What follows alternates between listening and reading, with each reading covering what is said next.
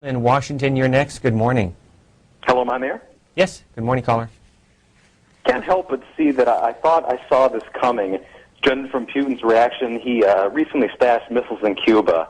My grandfather, I remember him watching this. He is Ukrainian, and he made a comment to me, which was... Okay, we're going to go on to Grosse Pointe, Michigan. Good morning to you, please. Call us from Moscow, Idaho. Good morning to you. Morning. Thank you for C-SPAN. Normally, I'm quite skeptical of the mainstream media, but there is substantial evidence at the current time that the mainstream media, that is Fox News and CNN, are suppressing the actual casualty rates during this battle, war, whatever you want to call it. I was watching this last night, and while CNN and Fox both had placed the casualties around the low hundreds, the independent media journalists who were actually on the ground in this battlefield had to... Okay, we're going to go on. We've had a couple of...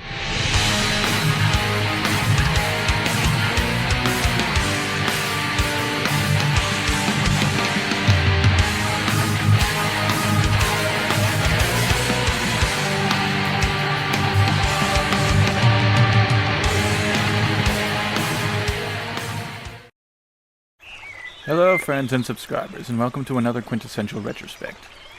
The fourth one in the series and the third one for this year.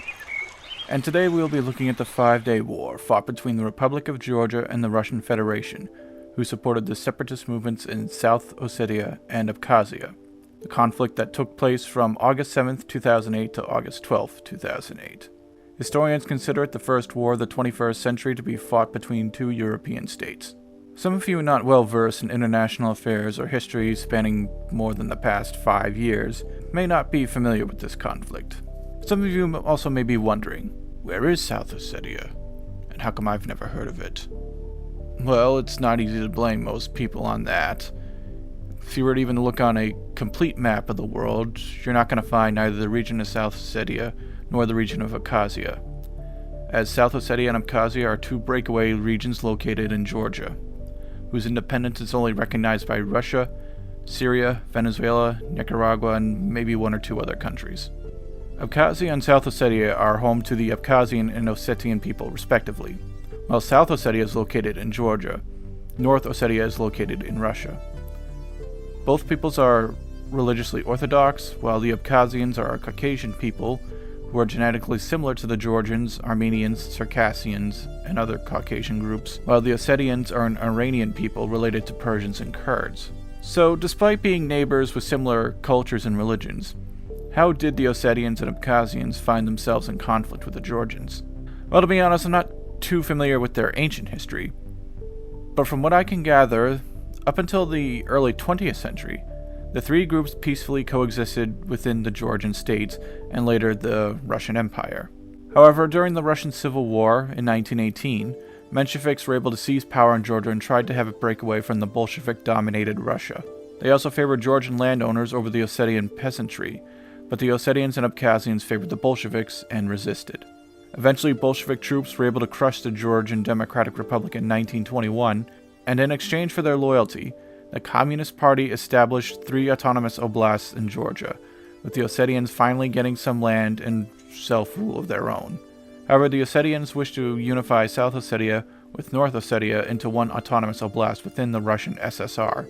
At this time, the USSR was led by Joseph Stalin, who himself was an ethnic Georgian, and he initially supported the move, telling Georgian communists to repudiate Georgian nationalism and chauvinism, but then turned against the move, believing that other ethnic groups across the Soviet Union would want to do the same thing, unite and form greater autonomous oblasts for themselves, potentially isolating themselves from the other Soviet peoples.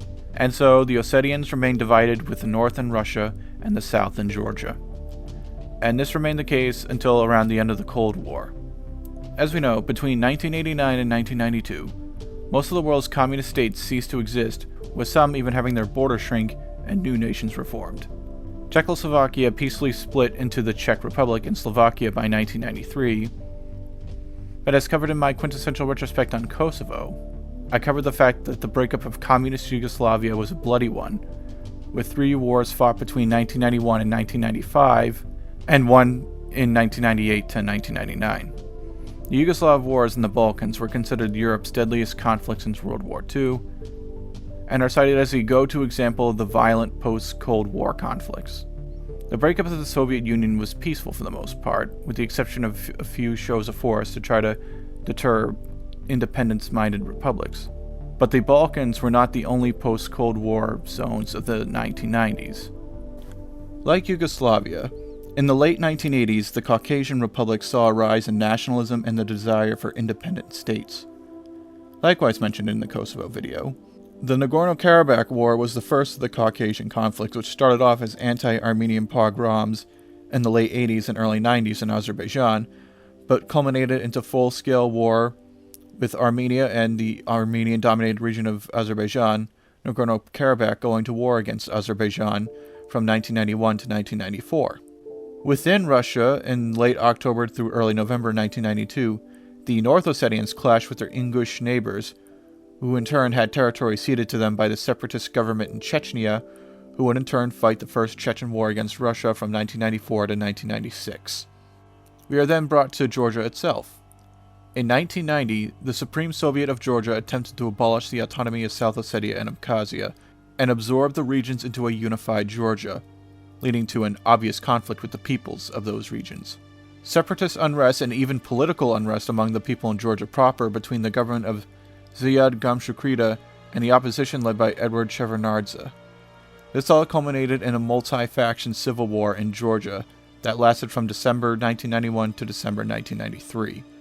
In the aftermath of the Georgian Civil War, Abkhazia and South Ossetia was granted some minor self-rule and was separated from the rest of Georgia, but parts of these regions were still under the control of the Georgian government.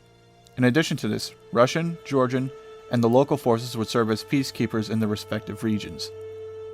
In 1995, Edward Shevardnadze became the second president of the newly independent Georgia. And chances are you've probably never heard of Shevardnadze, but he was actually a prominent figure in the final years of the Soviet Union. For one, he was the leader of the Georgian branch of the Communist Party, and was the de facto leader of Soviet Georgia. His economic policies saw that Georgia was one of the few Soviet republics that did not experience economic stagnation, and instead saw economic growth when Leonid Brezhnev ran the USSR, and then later under Gorbachev's reign. He served as foreign minister of the USSR, meeting with several high-profile Western diplomats and heads of state. During the civil war between the opposition he led and the government of Gamshukrida, he was the side backed and favored by Russia. During his tenure, Shevardnadze did have Georgia take a mild pro-Western direction, being that Georgia was started to receive military support from the United States. Shevardnadze nevertheless maintained balanced relations between Russia and the West.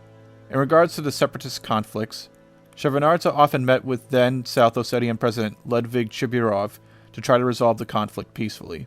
After the first war in the early 90s, the Erganeti market was set up in 1996 where Georgians and Ossetians would meet and trade peacefully. However, some setbacks would come in along the way. In November 2001, Chibirov lost the South Ossetian presidential election to Edward Kokioti, a staunch opponent of South Ossetia's reunification with Georgia, and sacked the pro-unification Prime Minister Dmitry Senekoyev from his post. 2 years later, in November 2003, Shevardnadze was subject to the Soros-backed Rose Revolution.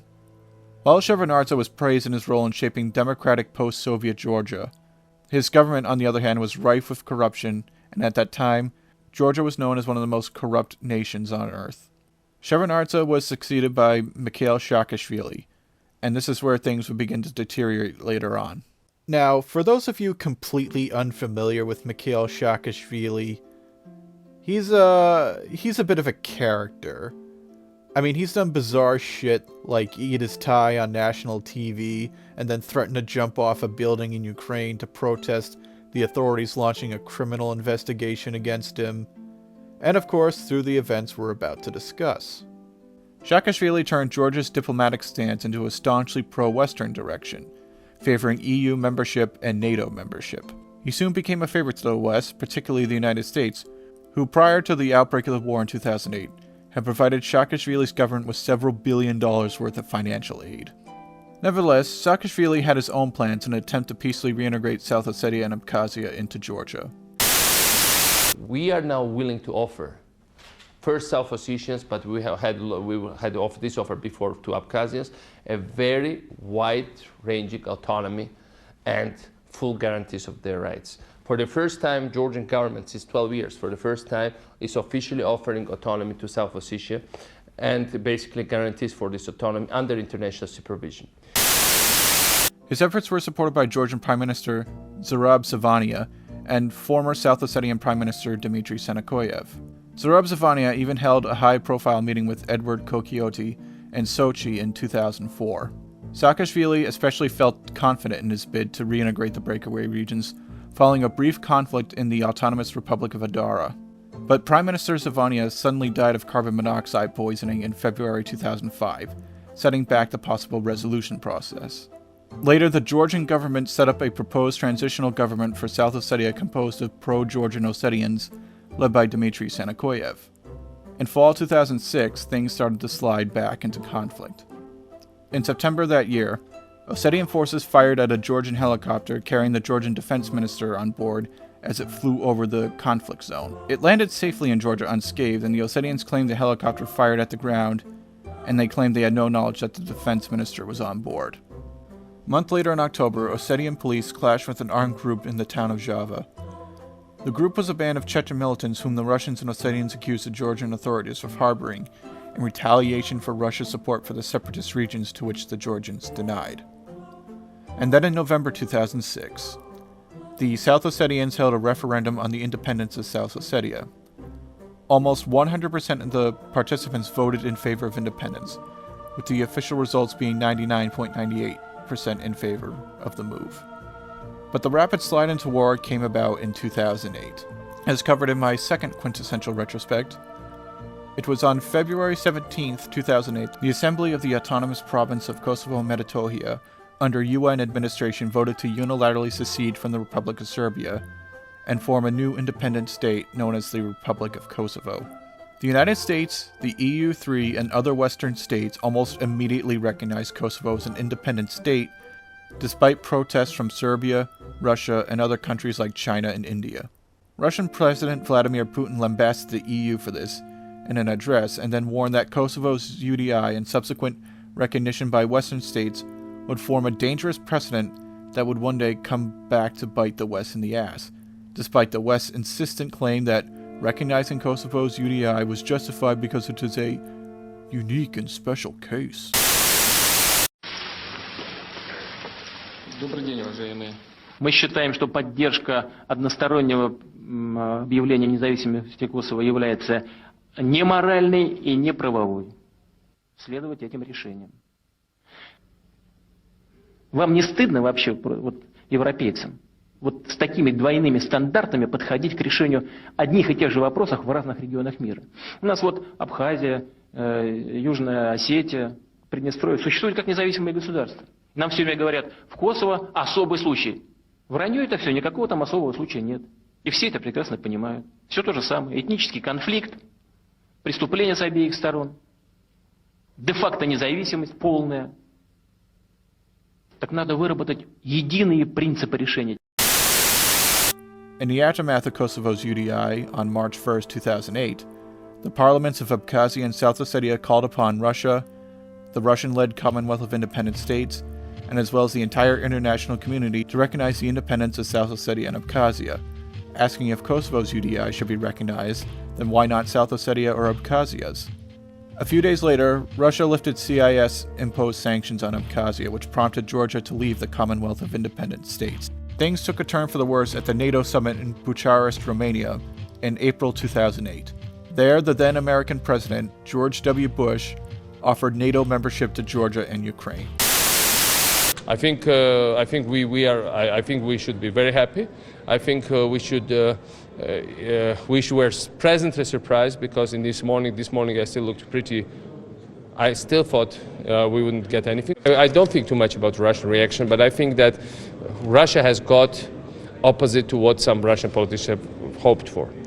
They hoped for to block our membership action plan, that's to say even to kill theoretic chances for membership, and instead they've got written commitment for membership, or basically overruling the membership action plan. And that's an unusual thing. You know, every time NATO has improvised, they've improvised with Czechs, they've improvised with Balts, and now they've improvised with us. But the end result will be the same in all three cases, I'm totally convinced. To add to the volatility of this move, outgoing Russian President Vladimir Putin was also attending the summit. France, Italy, and Germany warned Bush that such a move was an unnecessary provocation against Russia. And after the summit, Putin warned that if Georgia became a member of NATO, then Russia would recognize Abkhazia and South Ossetia as independent states, and any Western-backed attempt to retake the breakaway regions through military force would be seen as an act of war against Russia. In May 2008, Dmitry Medvedev replaced Vladimir Putin as the president of Russia, as Putin was limited to 2 consecutive terms before being allowed to run for president again. Putin then assumed the post of prime minister, which Medvedev previously held. But it was in May and all throughout the summer of 2008 that provocations and clashes around the conflict zone between Georgian and Ossetian forces took place. In June 2008, Russian military expert Pavel Fellinghauer correctly opined that war between Russia and Georgia would occur within the next couple of months, but incorrectly opined that the war would be a hard one for Russia. On the morning of August 1st, 2008, a Georgian police truck was blown up by Ossetian forces, injuring 5 policemen. In response, Georgian snipers killed 4 Ossetian militiamen later that day. And later that night, the Ossetians began to shell Georgian villages inside South Ossetia, prompting the Georgians to return fire, causing injuries to both sides, and 6 deaths on the Ossetian side. Attempts to calm the situation went into effect for the next few days, although Russian forces already began to build up in and around the 2 breakaway regions, as well as volunteers pouring in from the other Caucasian republics. From August 6th through the 7th, sporadic artillery exchanges between the Ossetians and Georgians resumed. But on 7 p.m. on August 7th, Mikhail Saakashvili ordered a unilateral ceasefire and a no-response order. This lasted only about 3 hours until the Ossetians began to resume their shelling of Georgian villages, and then the order was given to the Georgian military to launch a full-scale offensive on the region to restore constitutional order at around 11:30 that night. At 11:35, the Georgian army fired smoke bombs into the conflict zone as a warning for civilians to flee the area. And after about 15 minutes, the Georgians launched artillery strikes on the Ossetian military forces before proceeding with their incursions into South Ossetia. After some artillery exchanges, Georgian tanks and armored units with about 1,500 Georgian soldiers had reached the South Ossetian capital of Tishkin Valley by the early morning hours of August 8th. By around 10 in the morning, the Georgians had occupied about half of the city and most of the surrounding villages by early afternoon. Their next objective was to capture the Gupta Bridge and the roads leading to the Roki Tunnel in order to prevent the imminent Russian counterattack. However, after reaching the center of Tishkin Valley, the Russian Air Force had already begun to bomb Georgian forces and military targets in South Ossetia and Georgia proper. With the Georgian forces having failed to occupy the bridge and roads leading to the Roki Tunnel, the Russian counterattack was already underway with several armored columns from the 58th Army pouring through the Roki Tunnel and the Russian tanks on their way to Tishkin Valley. By around 5 in the afternoon, Russian tanks began to bombard Georgian positions around the city. Russian warplanes tried to strike at Georgian infantry and artillery units, but these air operations were temporarily suspended after Georgian anti-air defenses were able to inflict some initial heavy losses on Russian aircraft. Despite this, though, the Russians still maintained air superiority over Tishkin Valley.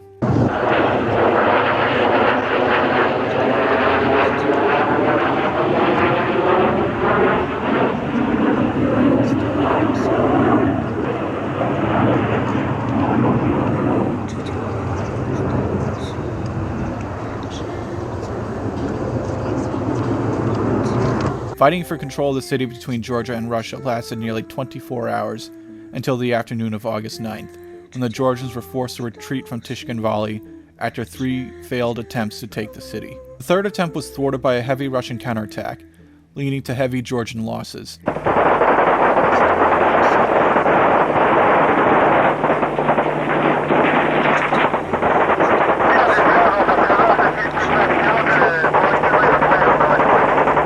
And by this time, Russian forces in South Ossetia began to outnumber the Georgians. The Russian military's next objective was to capture the Georgian city of Gori inside Georgian proper, which would put them within striking distance of Georgia's capital city, Tbilisi. The Russian Air Force carried out selective bombings of Gori and its surrounding areas, targeting artillery entrenchments, the city's military barracks, and the armaments depot. However, the city's hospital, a school, and some residential areas were also hit by Russian bombs. With it being clear that the Russians were about to invade Georgia proper, The separatists in Abkhazia used the war in South Ossetia as an opportunity to drive the Georgians out of the Kadori Gorge, the only area of Abkhazia under control of the Georgian government. The Abkhaz military instructed international monitors to leave before they began to launch artillery and airstrikes against the Georgian forces in the gorge. On the next day of August 10th, the Georgians offered a ceasefire in hopes to pull their remaining men out of South Ossetia and assume defensive positions in Georgia proper. As one could expect, the Russians refused and continued their advance. The Georgian military began to take up positions around Gori in anticipation of said Russian advance, as its civilian population began to flee. In Abkhazia, the Abkhazians opened a second front against the Georgians, launching a full-scale military operation against the Georgian forces in the Kadori region. Along the Abkhazian coast, the Russian Black Sea Fleet, which had been dispatched from their base in Sevastopol in Crimea, Ukraine, had engaged the Georgian Navy, sinking one patrol vessel. This would mark the first time that the Black Sea Fleet had seen combat action since the Second World War, just a little over 60 years prior. Russian warships then began to blockade the port of Poti. Back in Georgia proper, it was initially reported that Tbilisi International Airport was bombed by Russian warplanes. Although this later turned out to not be the case, instead a factory located near the airport being used to construct combat jets was what was struck. With the two countries in a state of full-blown war, international pressure began to mount on both sides, but mostly on Russia, to cease fighting and return to diplomacy. But the war would continue for at least 2 more days.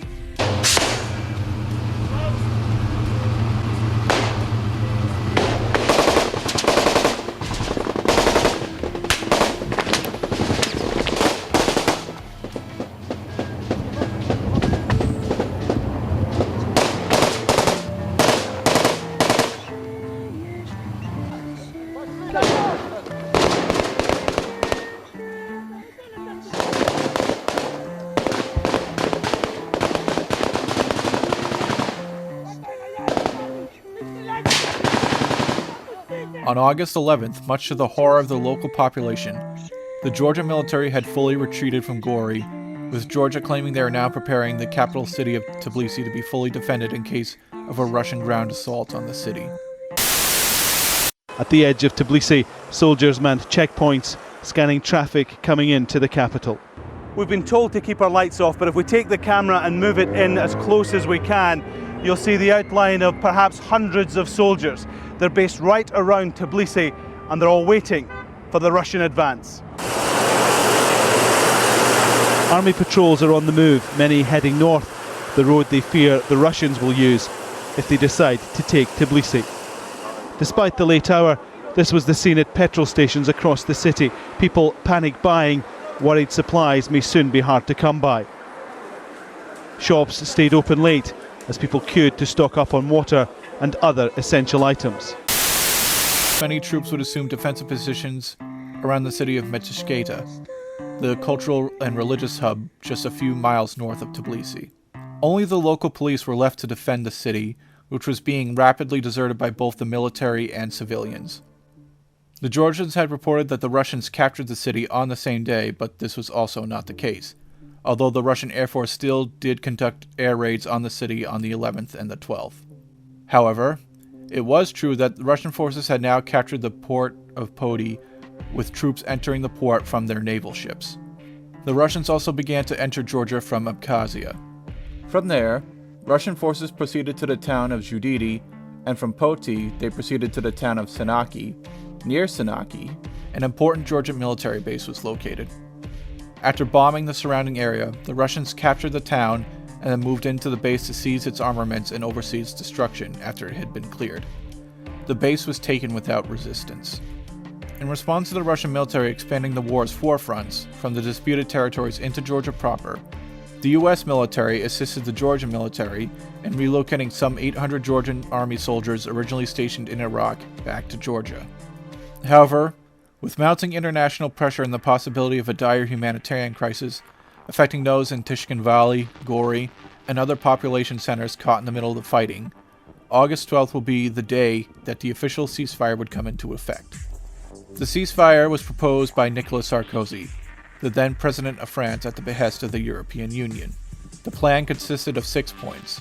and the points can be summarized that both sides would immediately cease their respective ongoing military operations, and both sides would withdraw to their pre-war positions, allow unrestricted access to humanitarian aid, and the resuming of international discussions involving the security of South Ossetia and Abkhazia. However, even after the ceasefire was declared, it did not immediately go into effect. Just 1 hour after it was signed, Russian blames bombed Gori once again, killing a Dutch journalist, and the next day on August 13th, Russian forces had finally entered the city of Gori and occupied it. And later that day, a Georgian patrol boat was sunk by the Black Sea Fleet. And even as late as August 15th, Russian tanks and convoys were seen approaching Tbilisi. However, in the days following, Georgia, Russia, and the de facto authorities of South Ossetia and Abkhazia signed the peace agreement and began to implement the plan. On August 19th, both sides exchanged prisoners of war. In early September, Sarkozy and Medvedev met once again and signed an additional agreement concerning the withdrawal of Russian troops from Georgia. The withdrawal of Russian troops from Georgia proper was completed by early October 2008, although as late as October 2010, the Russian military maintained several checkpoints in the Georgian border village of Perevi. But of course, to this very day, Russia maintains its occupation of South Ossetia and Abkhazia. And so, that was the war. And what about the immediate aftermath? Well, the biggest visible part of the aftermath of the war came on August 26, 2008. On that day, Russian President Dmitry Medvedev signed 2 decrees having the Russian Federation formally recognize South Ossetia and Abkhazia as independent states, much to the outrage of Georgia and dismay of the rest of the international community, which we'll talk about in a bit. The presidents of the republics, based on the results of the referendums and the decisions of the republic's parliaments, turned to Russia, asking to recognize the sovereignty of South Ossetia and Abkhazia. The Federation Council and State Duma of the Russian Federation voted in favor of these applications. We respect the free will of South Ossetian and Abkhazian people. I have signed an order to recognize the independence of South Ossetia and the independence of Abkhazia by the Russian Federation. Russia is also calling on other states to follow suit. But in Georgia, Mikhail Saakashvili still remained popular for quite some time after the war, but still faced growing opposition amongst concerns of corruption and accusations of electoral fraud. Georgia's military capacity was greatly damaged immediately after the war, and Saakashvili oversaw the rebuilding of Georgia's military, massively increasing military spending, replacing most of the Soviet-era equipment of the Georgian army with newer, Western-made equipment, and also began to invest in the local military industry, with Georgia building its own lines of UAVs, small arms, artillery, and armored vehicles. In a little over 2 years, Georgia had not only recovered from the war militarily, but even achieved a military strength even higher than its pre-war levels. Nevertheless, in 2012, the center-right party, the United National Movement that Saakashvili was a part of, lost the parliamentary election to the opposition. And after his presidency expired in 2013, Saakashvili fled Georgia, where he is wanted on corruption charges. He was later stripped of his Georgian citizenship. After fleeing Georgia, he settled in Ukraine, supporting the pro-Western Maidan revolution against the pro-Russian government of Viktor Yanukovych. He became an initial ally of Petro Poroshenko, the post-revolution president of Ukraine, becoming the governor of Odessa in 2015. However, it seems Saakashvili's criminal tendencies did not stop in Georgia. A year later, in 2016, he resigned as governor of Odessa, and then formed his own political movement to challenge the reign of Petro Poroshenko. However, a little over a year ago in 2017, and after being deported from Ukraine to Poland earlier this year, he is currently located in the Netherlands. His political future is uncertain, but in regards to the war for Georgia and despite the ceasefire, Russia still occupies South Ossetia and Abkhazia, and as a result, Georgia to this day has broken off all bilateral relations with Russia. As for Russia, despite harsh reactions from the international community, it did not see any significant diplomatic setbacks at this time. No sanctions or blacklisting from international organizations, and Medvedev remained the Russian president until 2012 when Putin returned to office and Medvedev once again resumed the post of prime minister. But Russia's military story up until this point is quite interesting.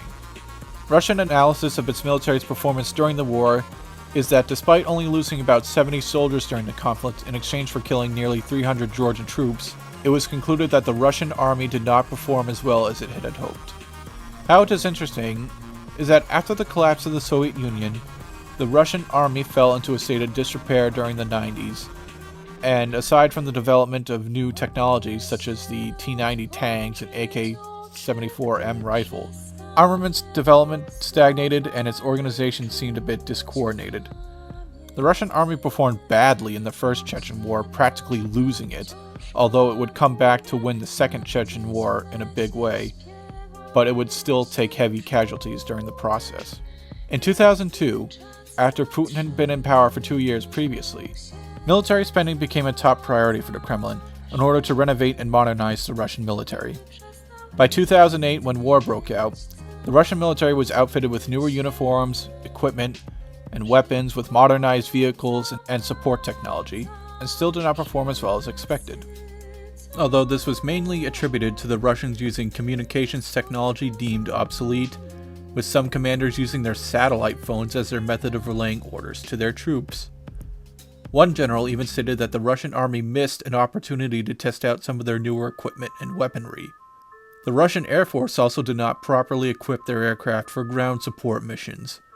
Nevertheless, the Russian soldiers themselves were well equipped and well disciplined, with their mechanized forces being decisive in their eventual victory. And of course, after the war, the trend of keeping the Russian military armed with the best up-to-date military technology is still going strong. With the Russians planning to decommission the first post-Soviet tank, the T-90, in favor of the brand new T-14 tank, as well as possibly replacing the AK-74M with the newer AK-12s. And lest we forget the new S-400 missile defense system already being bought and sold to other countries like Turkey and Saudi Arabia. But what about the big question? Why did this conflict happen? Why did the Russians get involved, and how does this all factor into contemporary politics 10 years after the fact? Well, I already got into the history of leading up to the conflict, but let's first take a look at US-Russia relations for the past 30 years. We are soon approaching 2019, and that'll be the 30th anniversary for what many historians will mark as the end of the Cold War, with the Soviet withdrawal from Afghanistan, the fall of the Berlin Wall, the reunification of Germany, the death of Nicolae Ceausescu, and most of the Eastern Bloc dissolving their ruling communist parties, instead becoming liberal democracies. In December 1991, the Soviet Union itself ceased to exist following a failed coup that August by communist hardliners to keep the Soviet Union intact. As we know, under Gorbachev and Reagan, that's when US and Soviet relations started to become somewhat friendly, and then in the early to mid-90s following the collapse of the USSR, US-Russia relations were fairly normalized. Not particularly strong, but friendly for the most part, with the Russian Federation moving towards a capitalist economy under Boris Yeltsin. In 1994, the Russian Federation joined NATO's Partnership for Peace program, which marked a positive turn in US-Russia relations, as well as Russia-NATO relations. But it was the laughing incident in October 1995 between the then Russian President Boris Yeltsin and then American President Bill Clinton that became symbolic of US-Russia relations at the time. Вы пререкли, что наша встреча сегодня она провалится. And this is all due to you, because coming from my statement yesterday in the United Nations, and if you looked at the press reports, one could see that what you were writing was that today's meeting with President Bill Clinton was going to be a disaster. Так вот, не первый раз я вам говорю, что вы провалились. Well, now for the first time I can tell you that you're a disaster.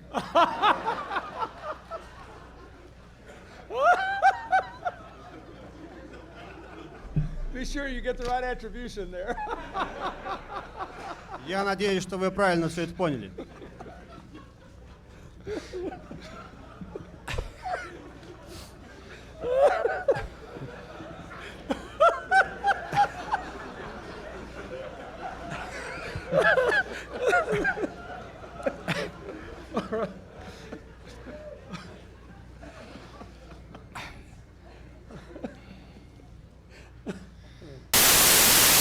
However, by the late 90s, relations between Russia and the US started to worsen. As mentioned previously, it was by 1995 that NATO started to incorporate former Eastern Bloc countries into their alliance, starting with Poland, Hungary, and the Czech Republic, contrary to their promises that they would not move eastward after the reunification of Germany. These countries were fully incorporated by 1999. And it was also in 1999 that NATO began its aggressive bombing campaign against the Federal Republic of Yugoslavia, angering the Russians and the Chinese. However, contrary to what some people insist, the highest point for US-Russia relations following the Cold War was not in the 90s with Clinton and Yeltsin, but briefly after 9/11 with Putin and W. In August of 1999, the Second Chechen War broke out, with the Russian army reinvading Chechnya to put an end to jihadist activity by Islamic extremists in the northern Caucasus. In 2001, when 9/11 occurred, Putin was the first head of state to call President Bush, expressing solidarity with the American people, knowing what it was like to deal with Muslim extremists committing terrorist attacks in your own country. Following 9/11, Russia and NATO held a summit in 2002. There, both the US and Russia decided to cooperate to combat international terrorism, particularly Al-Qaeda, who had committed acts of terrorism against both Russia and the United States. However, US-Russia relations resumed their continual decline in 2003 with the US invasion of Iraq. Since the US acted unilaterally in violation of international law whilst expanding NATO's borders, it became clear to the Russians that playing by the rules was bringing no benefits to Russia, especially while the US did not play by the rules and expand NATO's borders. With the Russo-Georgian War 10 years behind us, it is hardly surprising that despite it being one of the marked points in the downturn between US and Russia relations now, it has faded from recent memory. Contemporary US-Russia tensions is marked by each other's mutual involvement in the Syrian civil war and the alleged interference during the 2016 US presidential election. However, the war with Georgia and Russia was a culmination in several marks that deteriorated the relations between Russia and the US at that point. The biggest, as previously mentioned, being the Kosovo precedent. As we know, Kosovo issued the UDI on February 17th, 2008, breaking away from Serbia. The UDI was welcomed by the US and Western powers, but opposed by Russia, China, and other countries with active separatist movements, who warned that the UDI and recognition of Kosovo as an independent state would set a dangerous precedent regarding to how ethnic tension and territorial disputes are resolved. The US and others tried to sell the world that Kosovo did not set a precedent, claiming that it was a special case and each territorial conflict was unique. Unsurprisingly, Russia, Serbia, and other countries with active separatist movements did not buy the US's mental gymnastics on this issue, and it also came to no surprise that Georgia did not accept the US's explanation either, being particularly fearful of how the Kosovo precedent could impact the situation in Abkhazia and South Ossetia. As it was written in a Cato article, claiming Kosovo did not set a precedent because it was a special case, despite the obvious parallels to similar situations in other countries, was naive because Russia could at some point in the future later use the Kosovo precedent to justify dismembering Georgia and annex Crimea from Ukraine. And that is exactly what happened, despite Russia vehemently decrying the Kosovo precedent.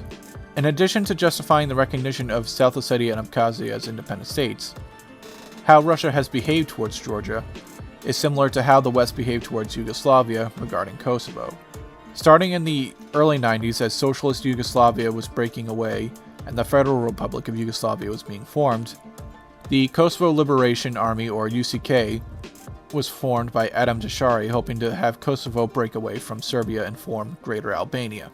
It was during those years while it was inactive that the UCK was trained by the CIA and some parts of the Albanian military in order to incite armed rebellion in Kosovo in order to provoke a harsh Serbian response to which NATO would use as an excuse to bomb Yugoslavia and permanently sever Kosovo from Serbia. And as we saw, that is exactly what happened in Kosovo. And NATO defended its bombing campaign as legitimate, despite being in violation of international law because the Serbs were committing ethnic cleansing and genocide, going so far as to hyperinflate the number of Albanians killed to 100,000, when in reality just under 9,000 Albanian civilians were killed from March 1998 to June 1999. It was also not the Serbs who were ethnically cleansing Kosovo, It was the Albanians who were destroying Serbian and Gypsy villages, both during and after the war, with no punitive measures taken by the Western Bat Kosovo authorities to seek justices for such crimes. And of course, the West went on to recognize Kosovo as an independent state, despite the fact that Kosovo's survival is very dependent on aid from the US, EU, and NATO. It's not an independent state, it's a client regime. The Russians obviously know everything about this, and copied this tactic for the separatists in Georgia. Even before the hostilities broke out in August 2008, and some even stayed before Kosovo's UDI in February, Russia had been planning on a war with Georgia using South Ossetia as the conduit. To achieve this, the Ossetian forces who were trained by the Russians decided to attack the Georgian military both in and around South Ossetia and attack Georgian villages inside South Ossetia to prompt a harsh Georgian response so Russia could intervene. Russia likewise inflated the number of Ossetians killed to 1,400 on the first day alone to several thousand during the course of the conflict, when in reality the number of South Ossetian civilians killed over the entire 5-day period was only about 200 to 300 at the most, with the EU report giving a figure as low as 162 Ossetian civilian deaths. The Russians also went so far as to shamelessly bastardize the word genocide, accusing the Georgians of trying to ethnically cleanse South Ossetia, when in reality it was the Ossetians and Abkhazians who destroyed Georgian villages in their respective regions during and after the war with no punitive measures taken by the Russian-backed Abkhazian and South Ossetian authorities to seek justice for such crimes. These are the blackened remains of Georgian homes in South Ossetia.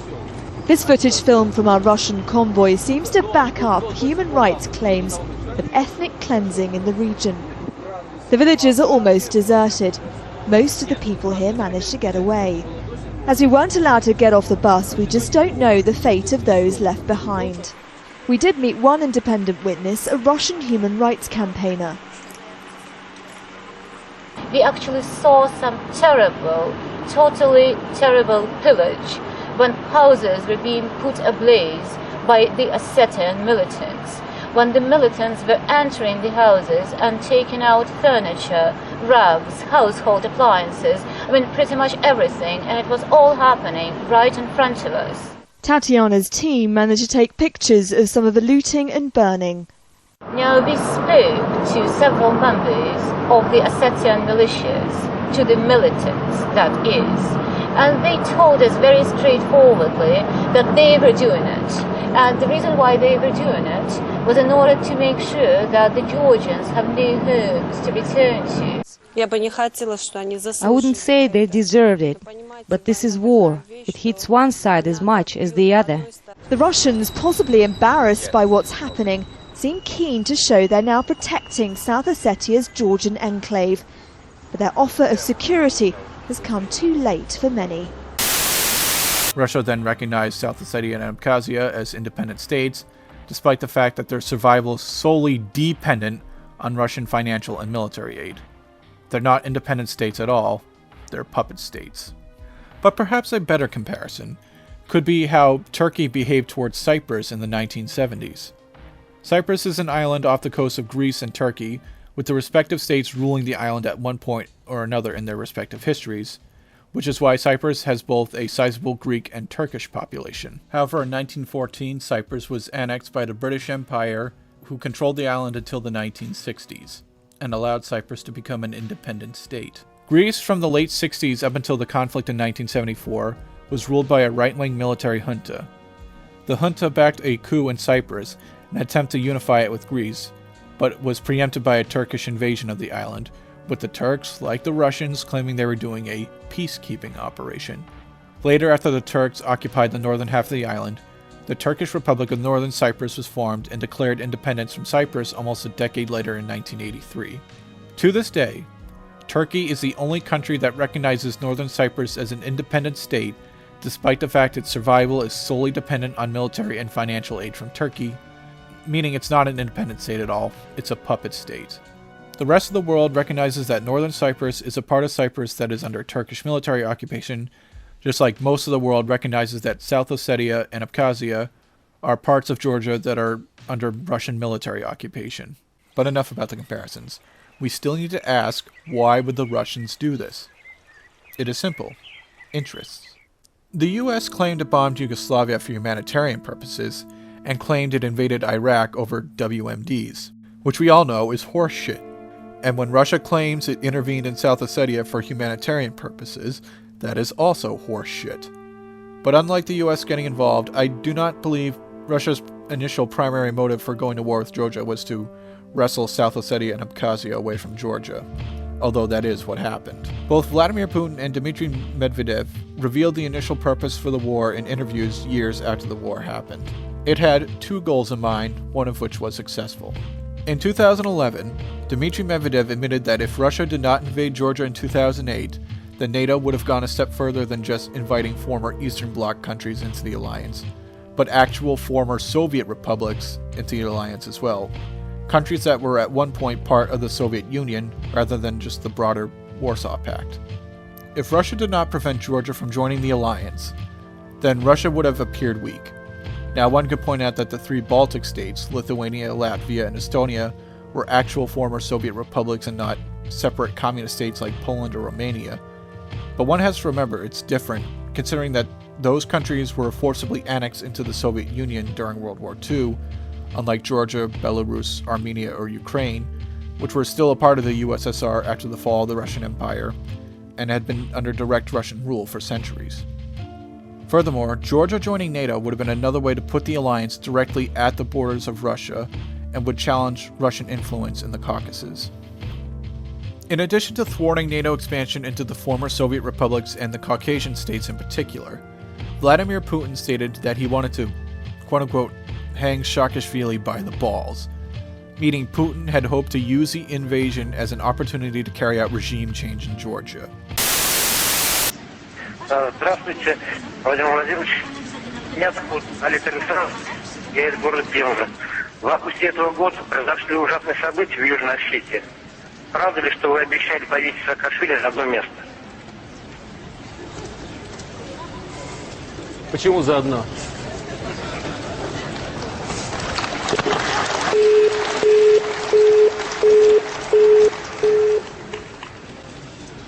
Если говорить серьезно, то мы с вами знаем трагические события и в другом регионе мира, в Ираке, куда американские войска вошли под надуманным предлогом поиска оружия массового уничтожения. Оружие не нашли, а главу государства повесили, причем уже по другим основаниям. За расправу в нескольких шиитских деревнях. Но руководство сегодняшней Грузии учинило кровавую баню и расправу над мирными жителями. И за это, конечно, кто-то должен ответить. Но более того, это преступление не только против России, ее граждан и против осетинского народа. Это преступление в том числе и против грузинского народа, против грузинской государственности. И в этой связи я думаю, что грузинский народ сам примет решение о том, какую ответственность должны понести те политики, которые привели к этим тяжелейшим и драматическим последствиям. But when the Russians failed this, coupled with the US's recognition of Kosovo, this is what I believe led to the Russians instead recognizing South Ossetia and Abkhazia as independent states as a way to get something out of the war. Now, as a pan-Slavist, I will always back the Slavic side in an armed conflict, including supporting Russia over Georgia in this case, albeit very reluctantly, as that is not to say said support will be blind or unconditional. My views on Russia are very similar to that of Belarusian President Alexander Lukashenko. I'm pro-Russian for the most part, but that does not mean I will not call Russia out for its bad behavior when I feel like it is acting in a bad way. I think it sucks Georgia lost South Ossetia and Abkhazia, and although this conflict was premeditated, the Georgians still kind of walked into this, and it's kind of hard to feel bad for them in that regard. I mean, the EU fact-finding report on the conflict said that the Georgian response to the Ossetian attacks were still disproportionate. My views on the conflict is similar to those of Colin Powell's, of all peoples. Now, in the current situation, the Russians acted brutally. I think they acted foolishly, but it was also absolutely predictable what the Russians would do. You could see them stacking up their troops. And I think it was foolhardy on the part of President Saakashvili and the Georgian government to kick over this can, to light a match in a room full of gas fumes. So you're saying the Georgians provoked this? They did. I mean, there was a lot of reasons to have provocations in the area, but the match that started the conflagration was from the Georgian side. No, the fact of the matter is that you have to be very careful in a situation like this, not just to leap to one side or the other until you've taken a good analysis of the whole situation. This was something that might have been avoided if people had looked at the Russian troops that were stacked up, if people had realized that the Russians were serious about South Ossetia and Abkhazia, and if perhaps more guidance and suggestions had been given to President Saakashvili beyond those that he received, it might have been avoided. But it wasn't. It's over. The Russians are the offenders right now, and we have to see that. We cannot say to the Russians, we are not going to allow the Georgians or Ukrainians or anyone else to start down the path toward NATO membership. It's not for the Russians to decide that. But I think it is wise for us to look at the whole strategic situation and all of our equities before deciding how fast that should happen and whether it's the time to do it right now. Russian Federation is not going to become the Soviet Union again. That movie failed at the box office. But they do have interest, and we have to think carefully about their interest. So you have to treat Russia as a proud country that lost a lot of its pride some 15, 16 years ago, and it's restored with a political leadership that is enormously popular in the country and with a level of wealth they've never had before, and with concerns about their near abroad, and treat them in a straightforward, business-like, objective way and not emotional. Again, I disagree with Russia recognizing South Ossetia and Abkhazia as independent states, but I could still see why Russia did what it did.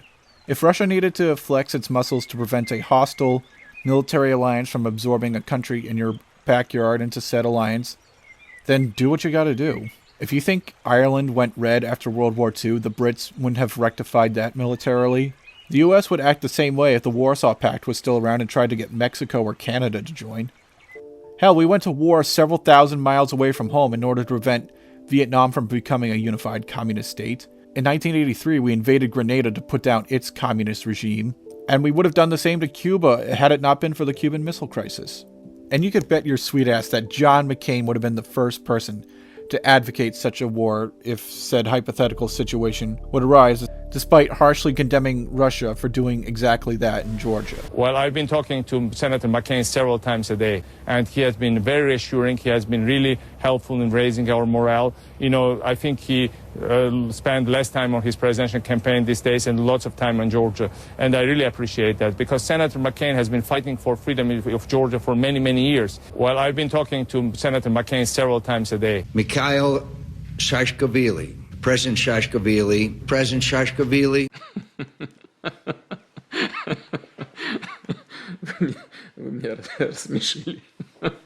One could also see the hypocrisy of the United States and other nations that oppose Russia's actions, claiming they support Georgia's territorial integrity, despite showing a blatant disregard for Serbia's territorial integrity a few months prior with the case in Kosovo.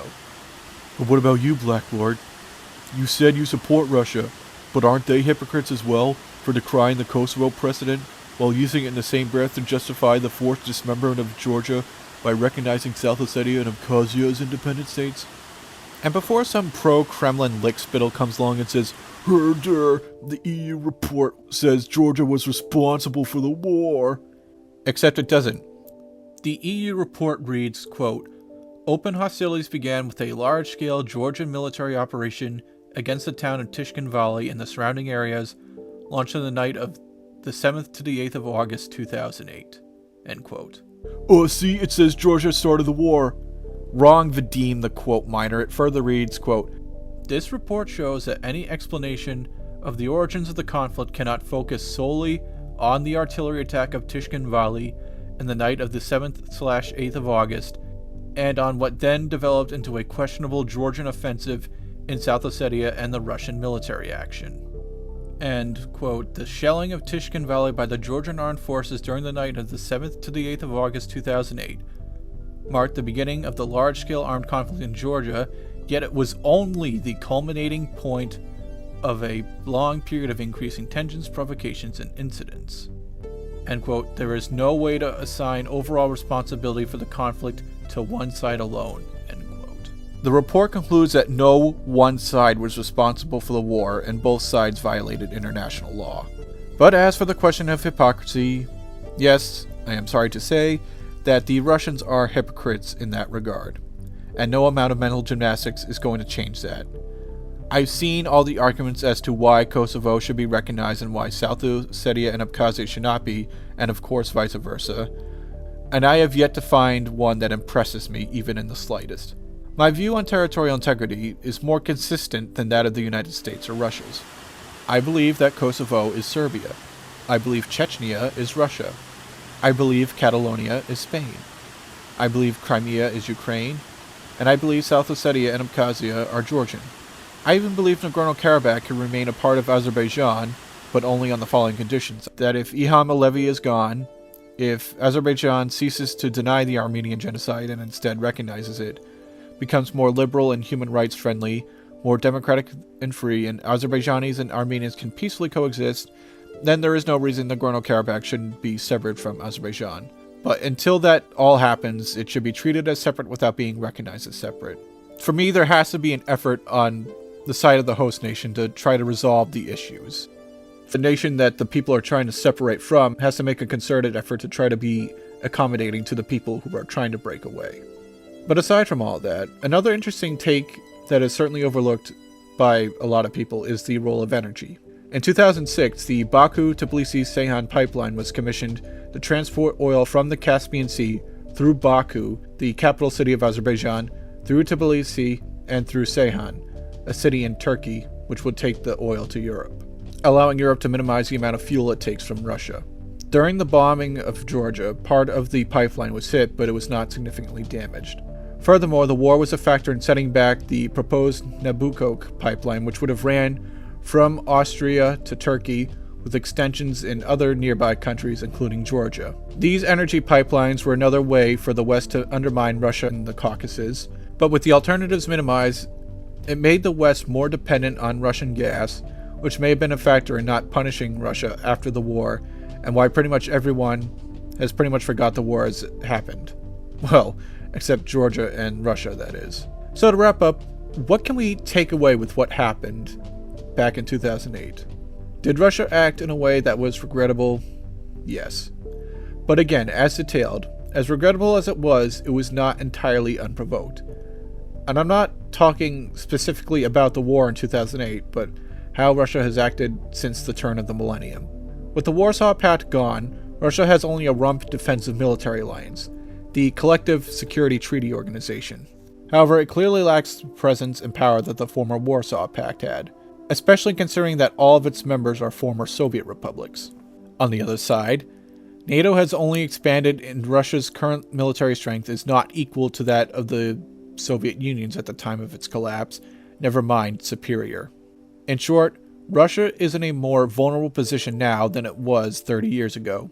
And when it sees the West, particularly the United States, partake in bad behavior such as invading other countries without UN Security Council clearance or celebrating the breakup of other countries, Russia feels it has no choice but to do the same in order to defend itself.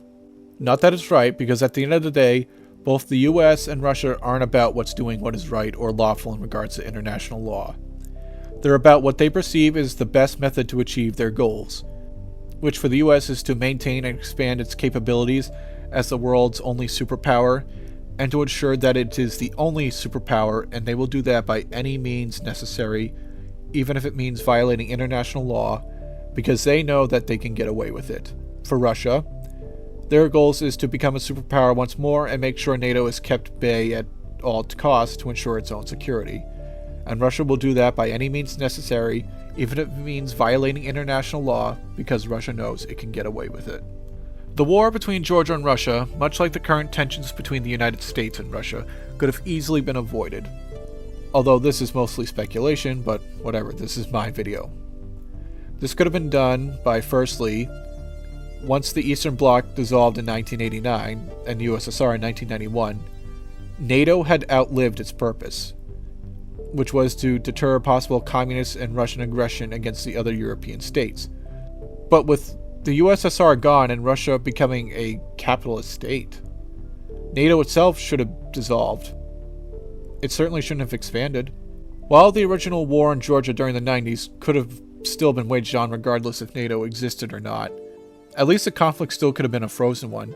If NATO had not bombed Yugoslavia in 1999, branding its aggression with the Orwellian phrase, humanitarian bombing, or if the US had not invaded Iraq in 2003, Russia would have no leg to stand on in order to justify its invasion of Georgia. If Western powers had not tried to cozy Georgia into joining NATO and becoming more pro-Western, and if the West did not recognize Kosovo as an independent state and undermine Serbia's territorial integrity, then perhaps Russia wouldn't have felt it needed to invade Georgia and undermine its territorial integrity in order to satisfy its own defensive interests. In short, if the West had played by the rules, then there wouldn't be problems between Russia and the United States today, or problems with Russia and the West in general. Both sides need to be brought to a mutual understanding. One of the things I hope to get out of Donald Trump is better relations between the United States and Russia. And while he has made some progress in that regard, he has also taken on a bit of setbacks himself, particularly in regards to Syria. But perhaps it is not too late. But it will certainly be an uphill battle with the establishment working against Donald Trump. I don't expect him to disband NATO, but it would still be a step in the right direction if he at least brought the alliance to heel. And who knows, maybe if things between Russia and the United States go well, perhaps we can undo all the wrong each side has done since the end of the Cold War, and perhaps that includes returning South Ossetia and Abkhazia to Georgia.